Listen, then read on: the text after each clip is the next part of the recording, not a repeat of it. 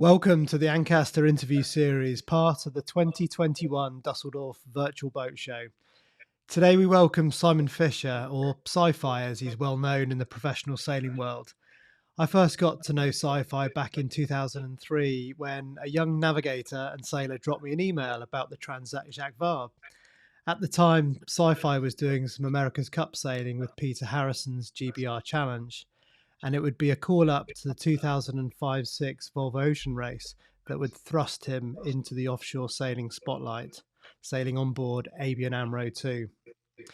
From there, the Volvo Ocean Race beckoned and he sailed with the Spanish Telefonica team in 2008-9 and then joined Ian Walker's team, Abu Dhabi Ocean Racing, for the 2011 and 2014 editions of the race.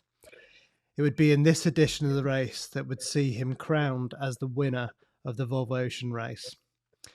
From there, he was asked to join 11th Hour Team for the 2017-18 edition, led by Charlie Enright, a team that he's now back with as they build a brand new boat for the 2022-23 Ocean Race. So welcome, Sci-Fi. Let's bring you in. How are you doing? Hi, good morning. Yeah, thanks for having me on. Nice to see you again. Good. Well, so I saw an interview you gave where you talked about how you pushed Ian Walker to give you a trial for the America's Cup in 2003. You sailed in the Louis Vuitton Cup in New Zealand with GBR team. What do you think of Ineos's team UK's performance this time round and their chances to win the Prada Cup? Oh, the Prada Cup, this America's Cup cycle has been great to watch. Actually, I've actually really enjoyed it. I actually really enjoyed watching all the AC50s last time in Bermuda, and I think watched pretty much every race. And no, I'm really excited to see that actually the AC75s are even more exciting to watch. And I think it's really nice to see that like the upwind starts and the match racing elements really come into it, and it's really important. And with the boundaries on the course and stuff, it makes for some really interesting racing. So no, I've loved every minute, and it's great to watch the turnaround that Ineos has made over the last few weeks. And yeah, I'm in touch with a few of the guys down there, and no, it's just really exciting to see how well they're doing. And yeah, let's hope it continues. Yeah, is it something, is it an arena you'd like to find yourself back in at some time?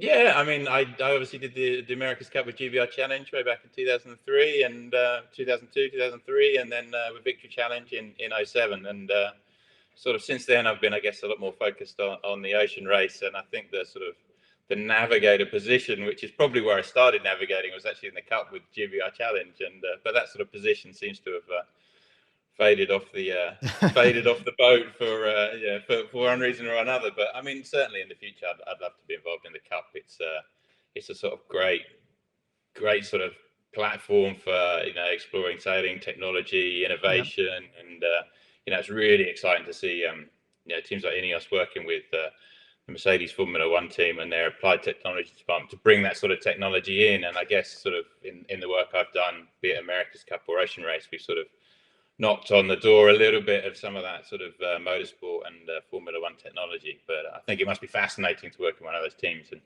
really sort of see how it all integrates. The sort of whole systems element of it is so important now. I think it's probably a fascinating area to work in. So maybe in the future that opportunity might come again. So you joined ABN AMRO for the Volvo Ocean Race, extremely well-funded team at the time, two-boat team, of which you were part of the youth team. Do you think that was the sort of real turning point in your professional sailing career? Yeah. I mean, obviously, I think GBR Challenge was a great opportunity for me. I was like one of the younger guys in the team. I think I was the youngest guy that was there full time, and was happy to do anything. And I learned a tremendous amount in that campaign and in a lot of different areas. And it was actually there where I started navigating, having been like the half grinder on that for most of our sailing. I sort of spent most of my time looking over the navigator's shoulder. So when the opportunity came up to navigate, I was like, yeah, I'll have a go. And then having moved into navigating a little bit, I kind of thought, well, if I'm going to navigate, then you kind of got to do it on the offshore and become an offshore navigator. So that sort of drove me to becoming an offshore navigator. And certainly as a young boy, I was watched the Whitbread and dreamed of doing it one day. So it's kind of those sort of things came together, and yeah, I mean, I think we sort of surpassed our expectations with AB and AMRO, and it really sort of, you know, helped bring everyone on that crew sort of onto the world stage a bit. So it was definitely a great opportunity, and yeah, something I'm very proud of. Yeah, yeah. From there, you sailed with the Spanish team on Telefonica Blue in 2008-9, and then with Abu Dhabi Ocean Racing in 2011-12. But it would be the 2014 race, again with Abu Dhabi, where you finally clinched the overall prize. How difficult a challenge is it to win the ocean race? Yeah, I mean, it's hard to sort of understate how difficult it is. So many things have to come together. Um, you know, you can sail really well and just have a little bit of bad luck, and that really can unseat you. So no, that Abu Dhabi Ocean Race campaign in 2014-15 was fantastic, because you know, we had a nice long lead time. We were organised from the start. We had a very well prepared campaign, and started off with the objective of winning. And I think because we made a lot of good decisions in the lead up to the race, it put us in a great position where we could sort of really manage the risk as we sailed around the world, and that really helped us put in a position where we could win. And we were lucky, you know, we were in a position where we didn't have to take too many risks, but we also, you know, we were lucky we didn't break anything, and I guess to an extent you do make your own luck, and there were times where we you know, we decided to throttle back and keep the boat in one piece and what have you. But yeah, it all came together for us, and no, that was a fantastic feeling. Great. So during the 2014 race, you'll remember that Vestas Wind ran aground on the Cagadas Shoals in the Indian Ocean with that dramatic footage captured by onboard OBR Brian Carlin. Can you recall what happened, and what did the teams really learn from that incident? Yeah, it was a sort of difficult situation, and I mean, you know, we'd sailed up. We were sort of sailing up the sort of up the Indian Ocean, and yeah, there was this one little sort of island shoaly reef there, which unfortunately, actually, on our electronic charts, it didn't actually appear until you zoomed right in. So if you were zoomed out, you wouldn't see it at all. And yeah, I guess what happened to Vestas was a sort of series of events that sort of came together to lead up to quite a difficult situation. And before we left Cape Town, they had to sort of expand the exclusion zone. We had a big exclusion zone, obviously, to keep us away from the African coast for various reasons. That area changed, and then brought that sort of area into play in the race, because with the risk of not being able to avoid a tropical depression or something like that. When we were sailing up there, we did get the tropical depression, and you know, we ended up sailing quite close to it. So yeah, and then on the way out of that depression, this sort of island appeared, and yeah, if you hadn't seen it on the chart beforehand, or didn't have the preparation time, which I mean, we were lucky enough to have with Abu Dhabi with a great support team, but yeah, some of the smaller teams didn't. So you know, they were very unfortunate that he kind of, you know, jumped up on them at night. I mean, we passed it during the daytime, and we knew it was there on the chart, but it would have been so easy to miss. And I actually remember sitting in the nav station with Tunie talking about how easy it would be to miss it. So yeah, unfortunately for them, it was like a series of small things that kind of all added up to what turned out to be quite a dramatic incident. And in terms of sort of recommendations after that incident, yeah, has anything been sort of applied to future races? Yeah, I mean, just on you know, I think it just reminded everyone really that the sort of basic principles, and it's so easy now to jump on a boat with your, you know, electronic charts, or if you're cruising, you jump on and you can just grab your smartphone and you got the charts there. But I think it was a good reminder for everyone that, you know, you have to also rely on the traditional means of navigation, paper charts, and all of that. And honestly, it is very difficult sometimes to pull out a paper chart when you're on a race boat, and the nav stations in these boats don't really sort of lend themselves very well to sort of getting an A1 piece of paper out and sitting down looking. But you know, I guess it was something that's a reminder of everyone. It was important. I think the other important lesson that certainly I sort of took away from it or realized is it's very easy when when you're sailing around the UK or Europe, whatever, we know everything's really well charted. So you rely on your charts on your boat, your CMAP charts or whatever, and they're super accurate. And you can, you can sail up and down the Solent, and you can, go very close to tack rocks along the shore and be very close, and the data's kept well up to date. But actually, in some parts of the world, some of that data on that chart might be 100 years old, or wrong, or miles out, or what have you. And you can look at the pilot book, and it'll tell you that this island may or may not be there, and it might be 10 miles one way or the other. So I think the biggest lesson really is just to fall back on all the traditional stuff, and preparation. It was something I found out firsthand when we recreated Bligh's Voyage a few years ago. Just going through all those reefs and atolls and so on up through Fiji, and not that we had paper charts, but we didn't have electronic charts. But you realise just how much those shoals move around, even on a seasonal basis. Never mind. So it was an incident. It was an unusual incident given the level of technology on board these boats, but it also shows just how the navigator's role has changed from the sort of early days of trying to establish, where we are, to now, where do we want to be? Just briefly describe your role as a navigator in the sort of today's ocean racing environment. Yeah, I mean, that's a really good point, and it's amazing how much it's evolved. I think you don't have to go back that many years, and so much energy the Navigator was invested in, like trying to figure out where you were accurately with a sextant, and then it was with sort of satellite systems where you get positioned twice a day, and now we can see where we are 10 times every second. So exactly. The position of the Navigator really now is much more tactical and strategic and centered around the performance of the boat. It's interpreting the weather and then trying to work out, the best route,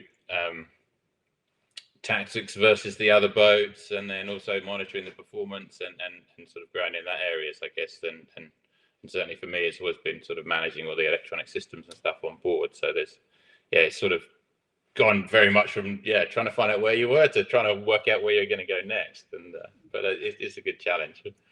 So you mentioned the sort of navigational tools. What tools? What are the sort of main things that you're using on board these boats?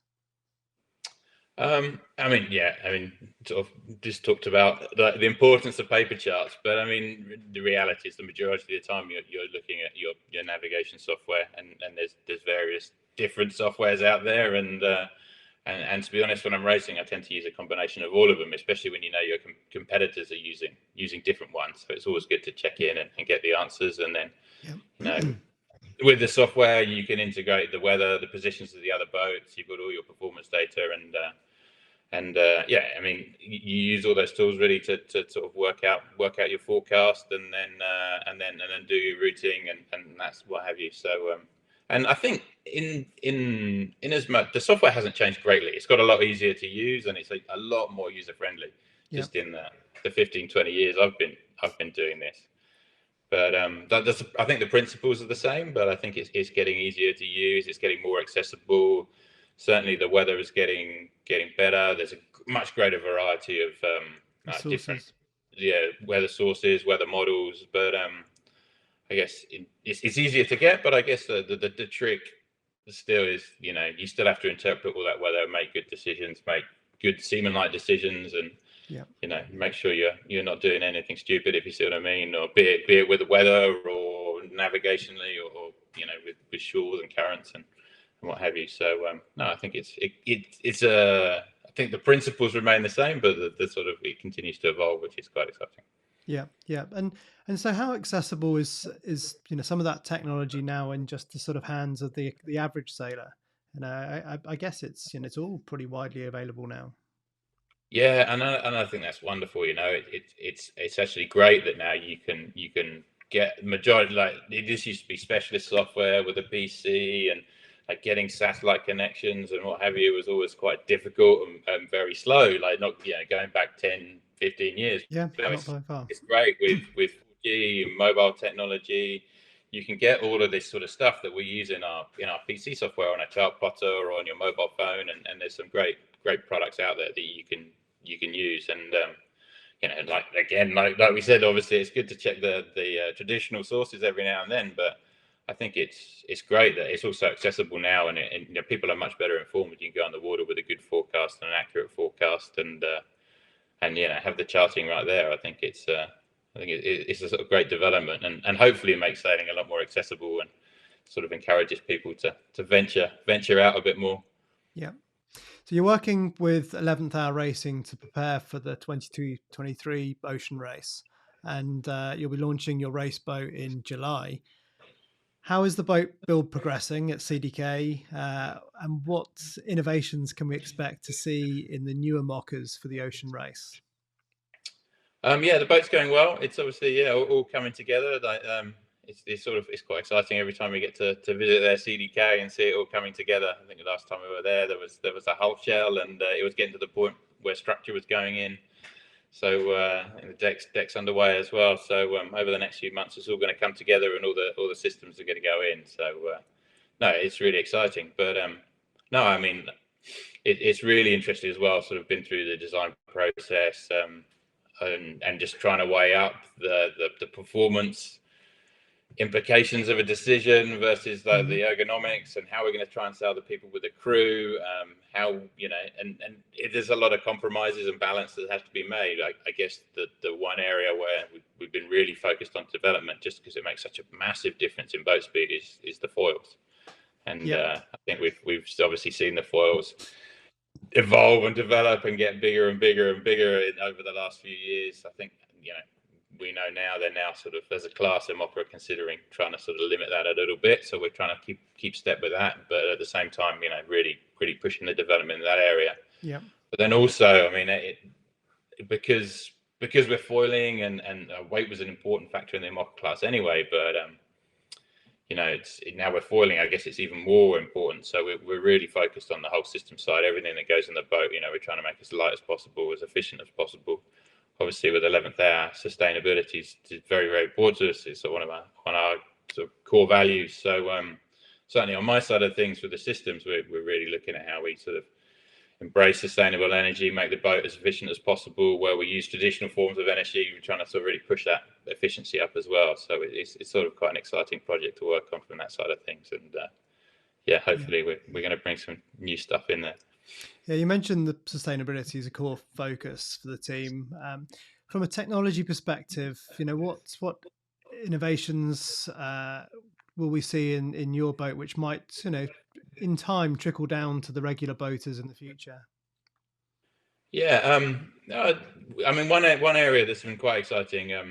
It's a bit of a shameless plug. I'm obviously part of Diverse Performance Systems, where we do these kind of boat systems, and one of the elements we're looking at now in quite a lot of detail is obviously with the Ocean Race, we have to have a diesel engine on board, just as part of the Ocean Race rules. But we're looking now really hard, and we're sort of working on where we do have to use the diesel to create energy, making it as efficient as possible. So we've obviously developed an electric drive over the last year together with Rahn Racing, or as a product for Rahn Racing, and a lot of the lessons we've learned there actually is now getting put into making the charging systems on board as efficient as possible. And a traditional alternator is 60% efficient, and a good electric motor is 95% efficient. So rather than wasting diesel on heating the boat up, which is actually just quite nice sometimes, but actually awful others, so we're trying to make that more efficient. We're trying to really use the renewable energy, embrace sort of solar and hydro where we can. So that's interesting. So, I mean, I obviously, with Volvo being a sponsor of the race in previous editions, you could understand that. But they've got a big drive, obviously, into electric. Is that in there because of a security and safety element, of needing to be able to, obviously drive the boats, to get out of trouble from perhaps quite far away, which you obviously wouldn't be able to do on an electric engine, or do you think actually now this race could evolve to just using a combination of solar and renewable sources and get away from fossil fuels? I think we're really close to being able to do that. I think probably when the decision was made sort of 12, 18 months ago, I mean, it was based on safety reasons, having the power there, that if you had a man overboard situation, you can turn around and you can go get someone. If you Yeah. broke a rig or something, or had to motor to safety, or had to get to a port, or whatever it was, then I guess the ocean race is obviously different because there's stopovers compared to the Vendée. If there's stopovers, you want to get back into the next leg if you have an incident or you break your boat. So I think that sort of drove the decision making for diesel engines. But and I think when they looked at it, when the decision was made, sort of I think 12 months ago or even earlier, I think the technology was almost there, but it wasn't quite mature enough to do it reliably. I think the encouraging thing now is in the last 12 months, and certainly what I've learned working on other projects is it's getting closer and closer. So certainly, and I mean, one of the things that we try and do with 11th hour racing, obviously, is we look at where maybe you can't at the moment do something that's 100% sustainability, but it's kind of interesting to look to where we can get in the future, and we obviously try and work closely with the Amoca class and what have you, and say, okay, well, if the technology's not ready now, then how do we get to the next iteration of the rule where it can be? And I think with all that power stuff, then we're getting very, very close, I think, and that's quite exciting. I mean, it's a really important time. It's a really interesting time, and that crossover. Typically in the marine world, we've not always kind of led from the front when it comes to those sorts of initiatives. But these sorts of races and race organisers, I think, probably under pressure now to use the forefront of technology to be it right at the front. There was a conversation, I think, recently with the Doublehanded Offshore Olympics, and the early boats that were put forward for that. Some went with an electric solution propulsion, others went with a diesel, and I think World Sailing in the end plumped for diesel because it was on safety grounds. But I think by 2024, the boat that does get selected ultimately never going to probably be more than 150 miles offshore. You would think that electric would be the way to go. Yeah, absolutely, and I think it's really exciting that we are getting to that point, and it's great that the sport's investing in looking at how to make that work. And I mean, we've been very pleasantly surprised with the work we've done with electric engines. Obviously, how efficient they've turned out to be, and whereas I think when everybody looked at this decision a while ago, it seemed very difficult, and now we're actually sort of reconsidering, and so hopefully next race we will be in a position where all the boats for the ocean race can be obviously fossil fuel free. Yeah. So 11th Hour Racing just announced your sailing program for 2021 with both the current boat that you've been training in, the old Hugo Boss 6, and your new boat being built in action for the season. You finally get your chance to race in the Transat Jacques Vabre all these years later, double-handed with Justine Metro. Double-handed is going to be, I guess, a new challenge for you. What are you pretty excited about this opportunity? Yeah, no, I'm really excited, and I guess sort of this double-handed sailing thing is something I've always tried to do and talked about, and for one reason or the other, it's never quite lined up. I mean, I've sort of been in discussions to do the Barcelona race in the past, and I was speaking with Sam Goodchild last year about the AG2R that didn't happen, but for whatever reason it hasn't come together. So I'm actually really excited about this year's program and getting into it and finally doing that double-handed stuff. I mean, it's going to be a pretty steep learning curve. I mean, I think sort of people have always said, "Oh, you should have a go at it." I guess being a navigator who's always been very involved on deck and sailing the boat as well. But so no, it's great that I get this opportunity and with a great boat, and really looking forward to sailing with Justine. Obviously, she's sort of come in as part of our sort of ocean race team, and that's great that get to sail with someone with plenty of double-handed experience, short-handed experience. She's done lots of figure eight races and all of that, so hopefully I'll be in good hands there. Brilliant. So huge thanks to Sci-Fi for chatting about his sailing highlights with me. If you'd like this interview, please do leave a comment. We're back every day this week with a new guest joining us. So make sure you subscribe to the channel if you'd like to get a reminder. See you tomorrow. Bye-bye.